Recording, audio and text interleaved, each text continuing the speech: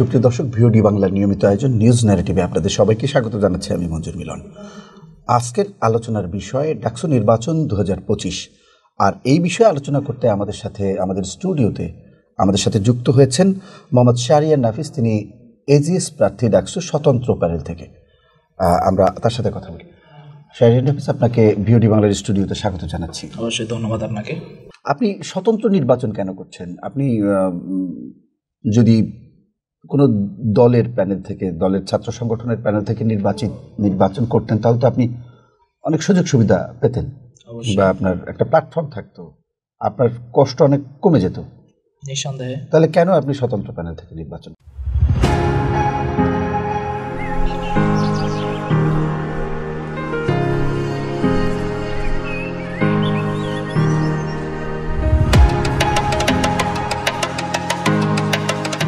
এখনো পর্যন্ত আমি সবচাইতে বেশিবার যে প্রশ্নটার সম্মুখীন হয়েছি সেটা হচ্ছে যে আপনি এত সমর্থক থাকা সত্ত্বেও কেন হচ্ছে স্বতন্ত্র থেকে প্যানেল থেকে করতেছেন, মানে স্বতন্ত্রভাবে করতেছেন, কোনো প্যানেল থেকে কেন নয়?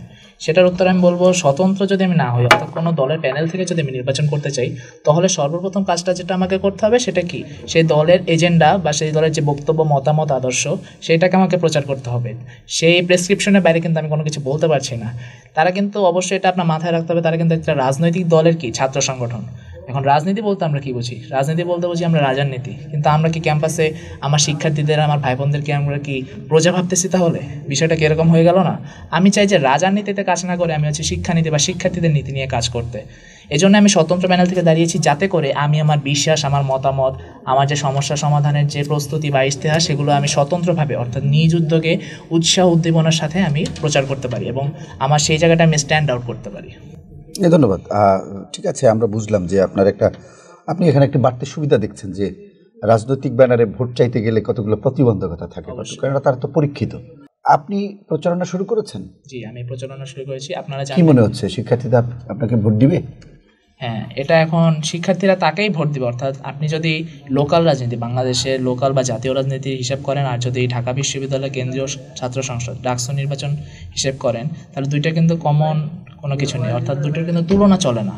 ঠিক আছে, লোকাল রাজনীতি দেখা যায় কি, আপনার যার পাওয়ার পলিটিক্স বেশি, ডাইমেনশন বেশি, বা বলতে পারি যে অর্থশক্তি, মাসেল পাওয়ার বেশি, তারাই হচ্ছে সাধারণত ভোটটা পেয়ে থাকে। কিন্তু ঢাকা বিশ্ববিদ্যালয়ের ক্ষেত্রে বিষয়টা হয় কি, তারা যাকে যোগ্য মনে করে, তারা যাকে দেখে যে কাজ করতে পারে বা কাজ করেছে অতীতে, বা যারা পরীক্ষিত, যাদের অ্যাকচুয়ালি মনে হয় যে না, সে যদি নির্বাচিত হয়ে আসে তাহলে শিক্ষার্থীদের একজন প্রতিনিধি হয়ে সে কাজ করতে পারবে, তাদের সাথে কিন্তু তাদের বোঝাপড়াটা হয় এবং তাকেই কিন্তু তারা ভোট দিতে চায়। আপনারা এমন অনেক প্রার্থী দেখবেন বর্তমানে ভিপি পদে, জিএস পদে, যারা কিনা অলরেডি মানে সেরকমভাবে প্রচারণা শুরু করেনি, কিন্তু ততদিনে তাদের একটা ভাইব ক্রিয়েট হয়ে গিয়েছে, তারা একটা বাস ক্রিয়েট করতে পেরেছে। ঠিক আছে, সুতরাং ভোটটা কিন্তু তাদের পাওয়ারের চান্সটা বেশি, কারণ ঢাকা বিশ্ববিদ্যালয়ের শিক্ষার্থীরা মনে করে যে এমন কাউকে তাদের জন্য আনা যে কিনা তাদের জন্য হার্মফুল হবে না, বা দলীয় এজেন্ডা বা মাদার পার্টির যে ইন্টারেস্ট সেটা সার্ভ করতে চাবে না, অর্থাৎ তাদের নিয়ে যারা কাজ করতে চায় তাদেরই তারা নির্বাচন করবে।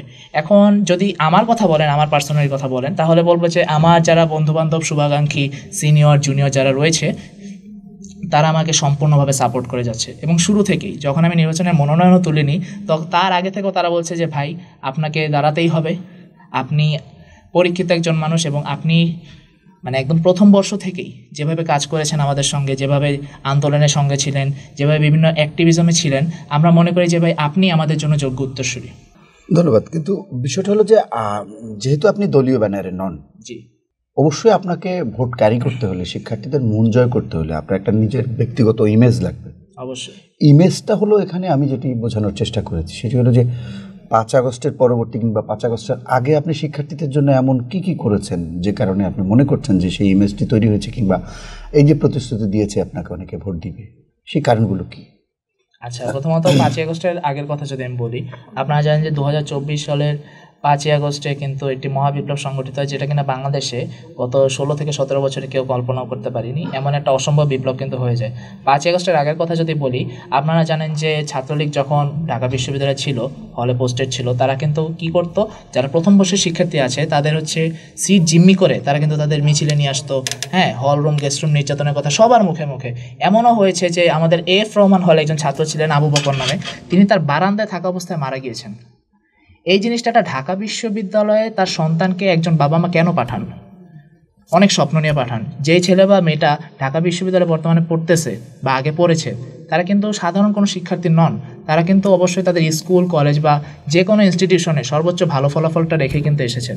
তাহলে তাদের কেন এই গেস্ট রুম নির্যাতন বা এই যে ছাত্রলীগ মিছিলে জোরপূর্বক নিয়ে যাওয়া, তাতে তাদের ক্লাস অ্যাটেন্ডেন্স পরীক্ষা যাই থাকুক না কেন সেটা কোনো ম্যাটার করতো না। আমার কথা হচ্ছে, আমি যখন প্রথম বর্ষেই ঢাকা বিশ্ববিদ্যালয়ে আসি তখন আমি এই কারণে আমি হলে উঠিনি, যেহেতু আমার ঢাকায় নিজস্ব বাসা আছে, সে কারণে আমার কেমন একটা সমস্যা হয়নি। কিন্তু আপনি সেই মানুষটার কথা চিন্তা করুন, সেই ছেলে বা মেয়েটার কথা চিন্তা করুন যে কিনা প্রত্যন্ত অঞ্চল থেকে অজপাড়া গা থেকে এসেছে, তার ঢাকায় ঠাইটা কোথায়, যার কিনা ঢাকায় সেরকম আত্মীয় স্বজন নেই, কোনো থাকার ব্যবস্থা নেই বা তার সেই সামর্থ্য নেই, সে যে একা একা থাকবে, তাহলে তার জন্য কি হতো। এই যে এই জিনিসটা দেখে আমার প্রথম বর্ষ থেকে মনে হয়েছে এটা তো এক প্রকার মানে জোর জুলুম, আমরা যাকে বলবো জোর জুলুম করে নির্যাতন করে আসলে হয়তো ভোট পাওয়া যায়, হয়তো মিছিলে লোক পাওয়া যায়, কিন্তু কখনোই কি মন জয় করা যায় না। আমি তখন থেকেই শিক্ষার্থীদের নিয়ে আমার ফ্যাকাল্টিদের সাথে, আমার সিনিয়র ভাইদের সাথে আমি এই বিষয়ে কথা বলেছি।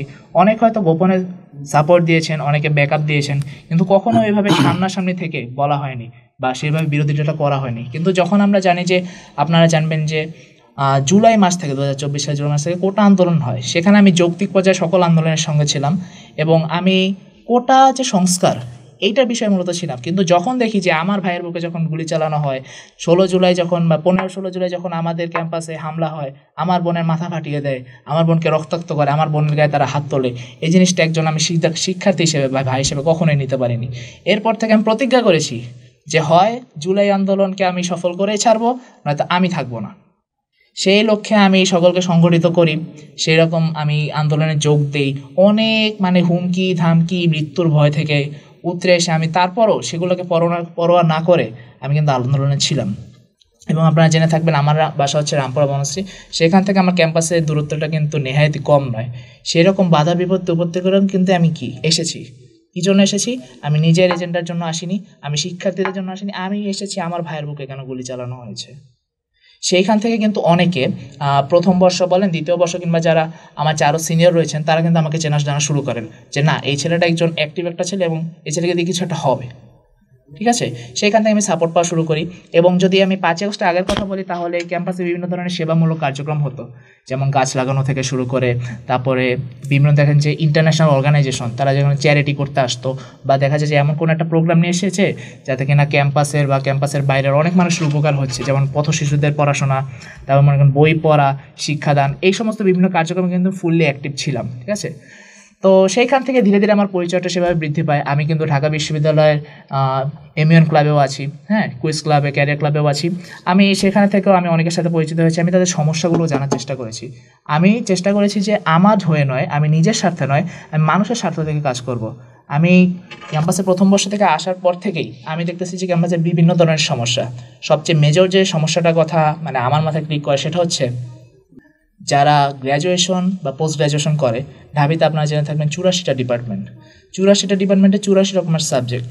কিন্তু আমি দেখতে পেতাম যখন আমি সেন্ট্রাল লাইব্রেরি দিয়ে সামনে দিয়ে যেতাম, দেখতাম যে মানে সকাল থেকে দীর্ঘ লাইন। আমি বললাম এত বড় লাইন কেন? আমি প্রশ্ন করলাম, তখন তারা বললো যে তারা হচ্ছে বিসিএস মানে প্রত্যাশী, তারা বিসিএস ক্যাডার হবে সেই স্বপ্ন। আমি বললাম বিসিএস কি তাহলে সব? এই যে 84টা সাবজেক্ট পড়তেছে, তারা কেন সবাই পুলিশ ক্যাডার হতে চায়? তারা কেন অ্যাডমিন ক্যাডার হতে চায়? তারা কেন স্বাস্থ্য ক্যাডার হতে চায়? তারা কেন একজন ভালো মানুষ হতে চায় না? তারা কেন একজন কৃষক হতে চায় না? তারা কেন একজন ভালো উদ্যোক্তা হতে চায় না? তাদের ভয়টা কিসের? তাদের কমতিটা কোথায়? তখন আমি জানতে পারলাম যে একটা আদর্শ বিশ্ববিদ্যালয়ে যে কাজটা হওয়া উচিত, অর্থাৎ একটা ভালো ব্যক্তিত্বের মানুষ তৈরি করা এবং তার জীবিকা নির্বাহে সাহায্য করা, সেটা না করে ঢাকা বিশ্ববিদ্যালয় বছরের পর বছর শিক্ষিত বেকার তৈরি করে রেখেছে। তারা হচ্ছে কখনো জবের ব্যবস্থা করে দিতে পারেনি। একটা ছেলে বা একটা মেয়ে জানেই না যে তার এই সাবজেক্ট থেকে বেরিয়ে তার ভবিষ্যৎ কী। তারা কেন শিক্ষা ক্যাডার হতে হবে? তাদের কেন বিসিএস ক্যাডার হতে হবে? তাদের কি আর কোনো জব নেই? আপনার শিক্ষা পদ্ধতি তো ওইরকম হতে হবে। অবশ্যই আপনি যদি সেটি ক্রিয়েট করতে চান, একটা শিক্ষার্থীর ভবিষ্যৎ নির্মাণের কথা বললেন, যে সেটি যদি হয় তাহলে তো শিক্ষা পদ্ধতি আপনার সেই কর্মমুখী বা কর্মনির্ভর বা ভবিষ্যৎ নির্ভর হতে হবে। সেটি কি ঢাকা বিশ্ববিদ্যালয়ে আছে? না, ওই জিনিসটা আমি বলতেছি যে একজন শিক্ষার্থীকে যখন এরকম গ্র্যাজুয়েশন বা পোস্ট গ্র্যাজুয়েশনের পরেও 4 থেকে 5 বছর তাদের এরকম সার্টিফিকেট হাতে নিয়ে ঘোরা লাগে, তাহলে এটা কি, এটাই সবচেয়ে বড় সমস্যা। এটার জন্য কিন্তু 2018 সালে কোটা আন্দোলন হয়, এই জন্যই কিন্তু 2024 সালের কোটা সংস্কার আন্দোলন হয়, যেখানে তারা মেধাবীদের শুধুমাত্র 46% কোটা দিয়ে তারা রেখে দেয়। তো এই জিনিসটা আমার কাছে এতটাই ইনজাস্টিস মনে হয়েছে যে এই কারণে আমি আন্দোলনে আরও উদ্বুদ্ধভাবে থেকেছি। আমি এটা আমার বড় ভাইদের সাথে শেয়ার করেছি, আমার ছোটো ভাই বোনদের সাথেও শেয়ার করেছি। তারা বলেছে যে না ভাই, আপনি যা বলছেন তা অবশ্যই অবশ্যই সঠিক, কেননা অনেকে হলে সিটও পায় না। আপনি জানবেন যে ঢাকা বিশ্ববিদ্যালয়ে হলের বা আবাসনের অনেক সংকট রয়েছে। এর প্রধান কারণ কি? প্রধান কারণ হচ্ছে যারা অলরেডি পড়াশোনা শেষ করে ফেলেছেন তারা এখনও হলে অবস্থান করছেন। তাদের হলে অবস্থান করার কারণটা কি? তারা যদি সেভাবে চাকরি পেতেন বা জব করতে পারতেন, জীবিকা নির্বাহ করতেন, তাহলে তো হলে থাকার প্রশ্ন ওঠে না। তাহলে দেখেন, শুধুমাত্র একটা জিনিস, অর্থাৎ জবের অনিশ্চয়তা বা ইনসিকিউরিটি যেটা বলবো, সেটার কারণে কতগুলো সমস্যা ক্রিয়েট হচ্ছে, কতগুলো আন্দোলন জেনারেট হচ্ছে। তারপরে কি সমস্যাটাকে আমরা পুরোপুরি সমাধান করতে পেরেছি? আমি তো বলবো 5ই আগস্টের পরে এখনও যেই কারণে আমরা কোটা আন্দোলন করলাম, সেই একই কারণে কেন এখন আমাদের চাকরি নেই? কোটা আন্দোলন করতে সেটা সমাধান হয়ে যাওয়ার কথা, আমরা তো চাকরি পাওয়ার কথা। আমি সেই যোগ্য পদে কেন থাকতে পারছি না, কেন যেতে পারছি না? এই জিনিসটা হচ্ছে আমার মূল ফোকাস পয়েন্ট। আর দ্বিতীয় যে মূল ফোকাস পয়েন্টটা বলবো যে কেন আমাকে শিক্ষার্থীরা ভোট দেবে, সেটা হচ্ছে ক্যাম্পাসকে নিরাপদ করা। আপনারা জানবেন যে কিছুদিন আগেই আমাদের শ্রদ্ধেয় বড় ভাই শাহরিয়ার আলম শাম্য তিনি হত্যা হয়েছেন নিজ ক্যাম্পাসের আঙিনায়। তারপরে এই যে রিসেন্ট ঘটনা, আমাদের ক্যাম্পাসের এক বড় আপু লিজা আপু, উনি হচ্ছে মাঝরাতে আর কি অসুস্থ হয়ে পড়েন এবং ঢাকা বিশ্ববিদ্যালয়ের এই চিকিৎসা অবস্থার অবনতির কারণে বা প্রশাসনের গাফিলতির কারণে কিন্তু শেষমেশ তিনি ইন্তেকাল করেন। এই জিনিসটা কখনো মানার মতো না। একজন শিক্ষার্থী অনেক স্বপ্ন নিয়ে কিন্তু ঢাকা বিশ্ববিদ্যালয়ে আসে, তার ক্যাম্পাস যদি তার জন্যই নিরাপদ না হয়, ক্যাম্পাসের শিক্ষার্থীদের জন্য যদি ক্যাম্পাস নিরাপদ না হয়, তাহলে কার জন্য হবে? না, আপনি ঠিকই বলেছেন, এটি তো একটি যৌক্তিক প্রসঙ্গ এবং এই বিষয়গুলোর কারণেই তো আমাদের ঢাকা বিশ্ববিদ্যালয়ের যে একটা বৈষম্য সেটি দৃশ্যমান হয়েছে। এরকম অসংখ্য কারণ রয়েছে যে কারণে আমরা একটা গণবিস্ফোরণ দেখেছি ঢাকা বিশ্ববিদ্যালয়। সেটি সারা বাংলাদেশে কীভাবে ছড়িয়ে পড়েছে সেটি আমরা সবাই অবগত। তো আমার প্রশ্ন হলো যে এই ডাকসু নির্বাচনের প্রক্রিয়া শুরু হয়ে গেছে ইতিমধ্যে, আসলে সেখানে সার্বিক পরিস্থিতি নিয়ে আপনি একজন স্বতন্ত্র প্রার্থী, আপনারা তো ওই ধরনের সমান সুযোগ কি পাচ্ছেন বা কোথাও কোনো প্রতিবন্ধকতা আছে? প্রতিবন্ধকতা বলতে আপনি জেনে থাকবেন যে যারা অনেক প্যানেল থেকেও আছে নিবেদন প্রার্থী, আমি এই প্যানেলের নাম বলবো না, সেখানকার প্রার্থীও কিন্তু ব্যঙ্গ, ঠিক আছে, বিদ্রুপ ইত্যাদি শিকার হচ্ছেন এবং আচরণবিধি লঙ্ঘনের যে বিষয়টা, এটা আমার মাঝে খুবই দৃষ্টিকটুভাবে ফুটে উঠেছে। আমার কথা হচ্ছে যেখানে চিফ রিটার্নিং অফিসার কর্মকর্তা যারা কিনা বলেছেন যে ক্যাম্পাসে কোনো ধরনের ব্যানার, ফেস্টুন, পোস্টার, স্ট্যান্ড কোনো কিছুই ব্যবহার করা বা টাঙানো যাবে না।